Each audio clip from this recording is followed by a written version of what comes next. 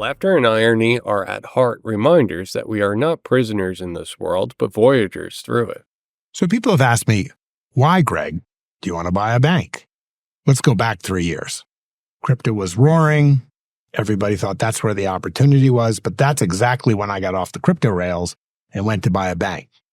I went to buy a bank because some of my companies were already having trouble getting banked, keeping their bank accounts. Even I was having a trouble getting banked and keeping my bank accounts because someone was putting pressure on those banks not to bank certain industries.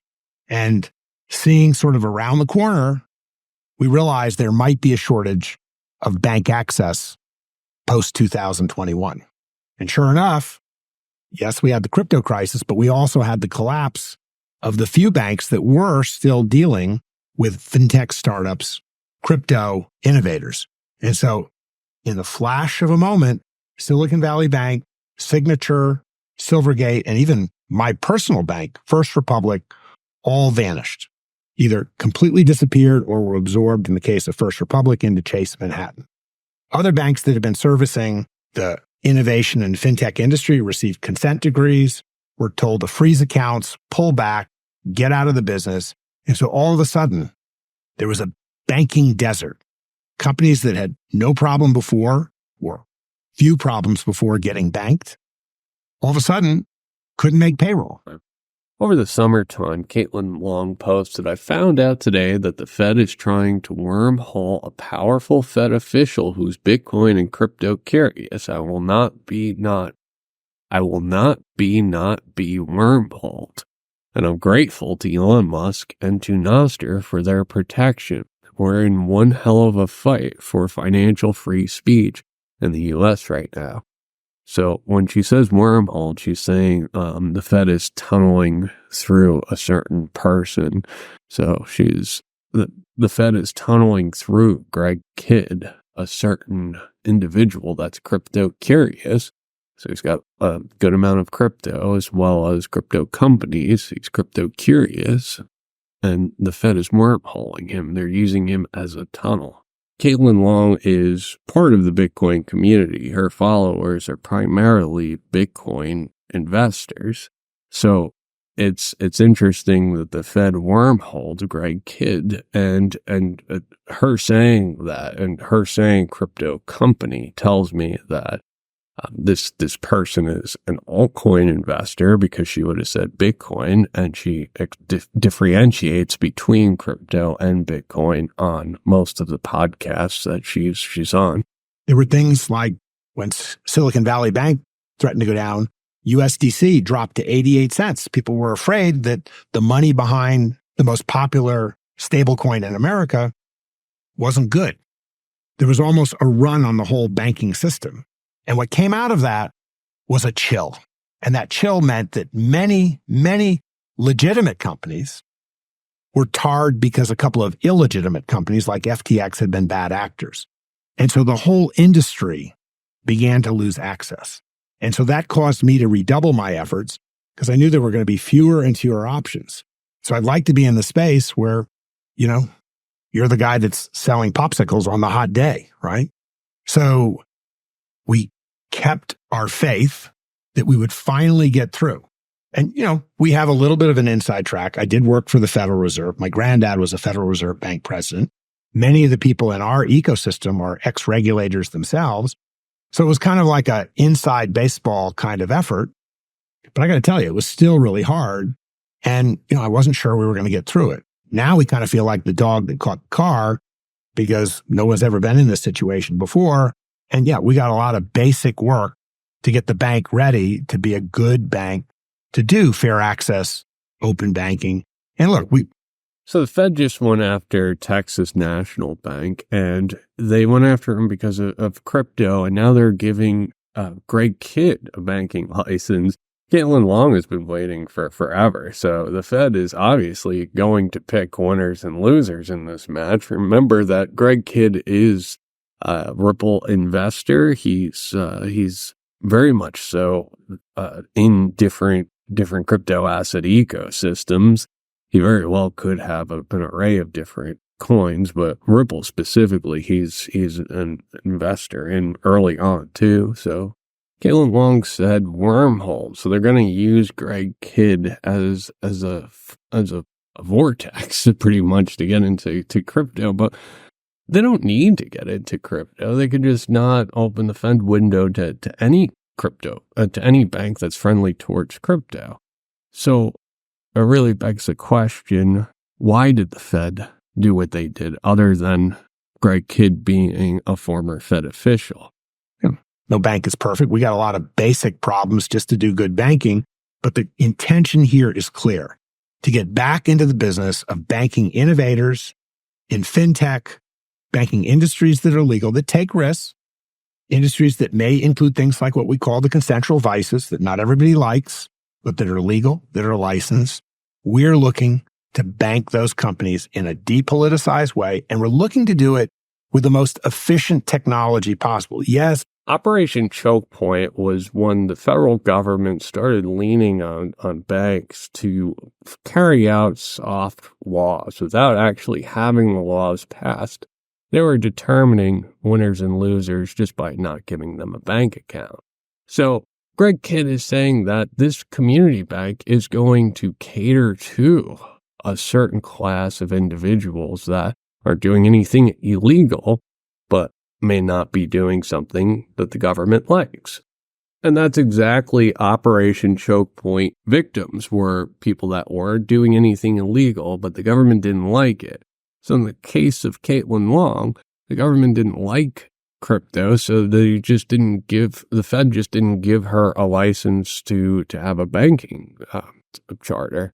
So she couldn't get her stable coin, she couldn't get her license. We have 50-year-old technology just like everyone else, but there's a clear intention over time, when it's back-tested, to use the best technology, not the oldest and worst technology. And so we are going to pull, with every ounce of strength we have, a bank that has been mired, like all other community banks, and stuck using 50-year-old software. We're going to try to pull that forward. We're not going to build that software ourselves from scratch. We're going to use what's out there, because folks that have built really good layers on top of blockchain are creating systems that could power and will power the future financial system, not just of the United States, but the world. But the 50-year-old technology could have meant something different, is probably what your question is. But that is not the case. 50-year-old technology, he's referring to Swift. Most technology that's facing the front end is very much so updated. Think about your different banking apps, buy now, pay later. These retail-facing applications are updated.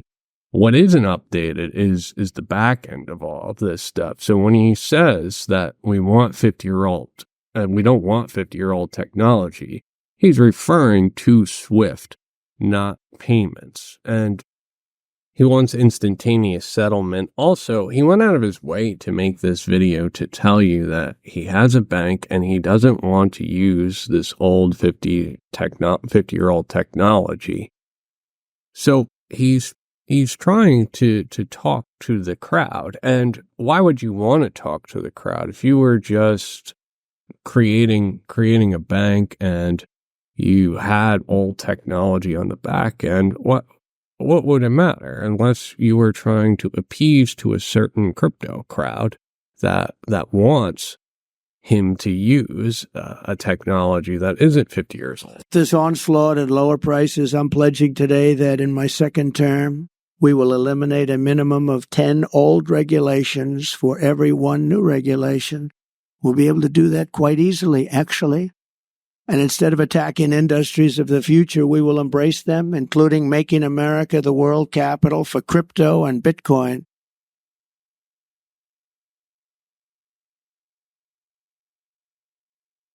Trump separates Bitcoin from the different assets from crypto. He separates the two, and that's what Caitlin Long does. She separates Bitcoin from crypto. So when she says crypto, she's referring to something very specific. Trump doesn't care. He doesn't know. He doesn't care. So when he separates Bitcoin from crypto, that tells me that somebody is paying Trump to lobby for Bitcoin, because if it was a crypto company, they would have just been fine with him saying crypto. If it was a Bitcoin company, they would have talked to him about separating Bitcoin from crypto. And this has to be the case because he also started his stance and this platform at when Bitcoin Miami was taking place. So that was a Bitcoin only conference. It wasn't a crypto conference. It was a Bitcoin only conference.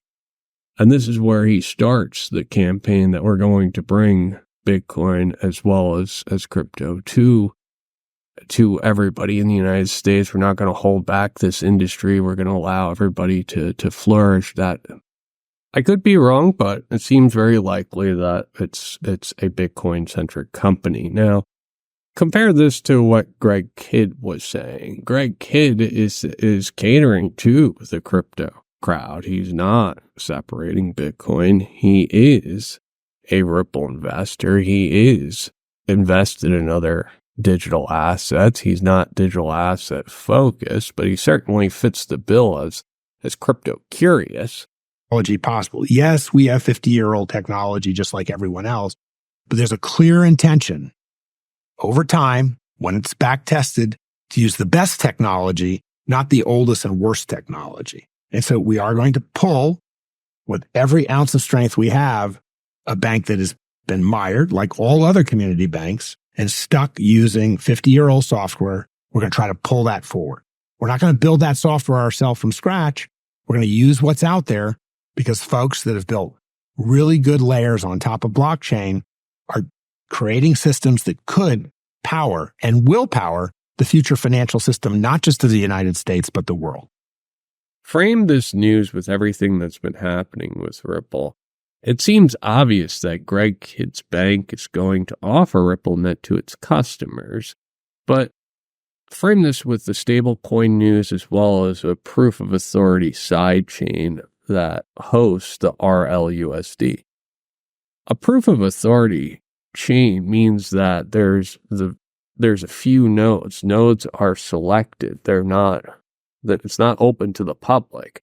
The ledger is open to the public for people to use, but the consensus mechanism is not open to the public. It is an authority, a proof of authority. That's an algorithm that selects very selectively what nodes they will have on their network.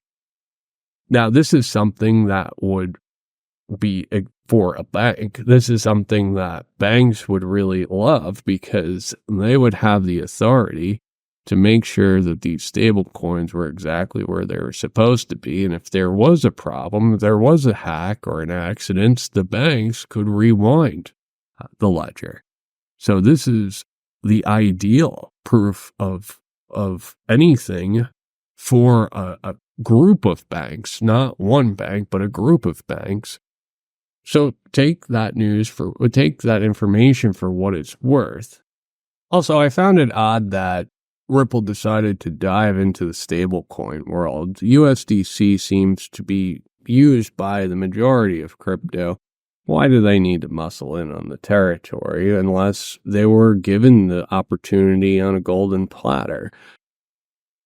I don't assume that this bank's going to offer stable coins, and I think that domestically, that Greg Kidd has a chance to create a network early on. The pessimist looks down and hits his head. The optimist looks up and loses his footing. The realist looks forward and adjusts his path accordingly. Thanks, everybody. I hope you enjoyed the show. Please take a moment to like and subscribe. If you enjoy this content, please consider joining my Patreon or my ghost site, dmjr.ghost.io. Thanks, guys.